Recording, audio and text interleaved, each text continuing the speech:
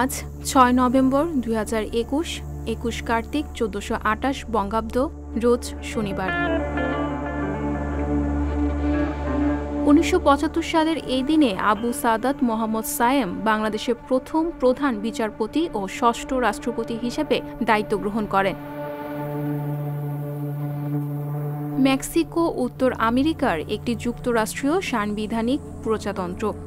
১৮১৩ সালের ৬ নভেম্বর মেক্সিকোর স্বাধীনতা ঘোষিত হয়। পরে ১৮২১ সালে যুদ্ধের মাধ্যমে মেক্সিকোর স্বাধীনতা অর্জন করে। ১৮৮৪ সালের ৬ নভেম্বর ডোমিনিকান রিপাবলিক সংবিধান প্রতিষ্ঠিত হয়। বেশিরভাগ ডোমিনিকান সরকার তাদের নিজস্ব ইচ্ছার সঙ্গে সামঞ্জস্য রেখে সংবিধানের বিধি পরিবর্তন করতেন। আব্রাহাম লিঙ্কন মার্কিন রাজনীতিবিদ ও আইনজীবী ছিলেন। ১৮৬০ সালের ৬ নভেম্বর মার্কিন প্রেসিডেন্ট নির্বাচিত হন তিনি। আব্রাহাম লিঙ্কন মার্কিন যুক্তরাষ্ট্রের ১৬তম রাষ্ট্রপতি ছিলেন। ১৯১৭ সালের ৬ নভেম্বর লেনিনের নেতৃত্বে রাশিয়ার সশস্ত্র সংগ্রাম শুরু হয়। এই বিপ্লব ঘটেছিল কয়েকটি পর্বে।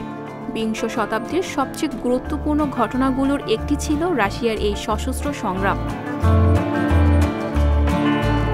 আলী হাসান মৌয়াইনি ছিলেন একজন তানজানিয়ান রাজনীতিবিদ। ১৯৮৫ সালে এই দিনে আলী হাসান মৌয়াইনি তানজানিয়ার প্রেসিডেন্ট নির্বাচিত হন। ১৯৯৫ সাল পর্যন্ত তিনি দায়িত্ব পালন করেন।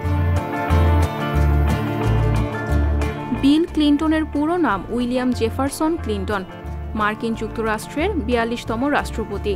১৯৯৬ সালের এই দিনে বিল ক্লিন্টন পুনরায় মার্কিন প্রেসিডেন্ট নির্বাচিত হন।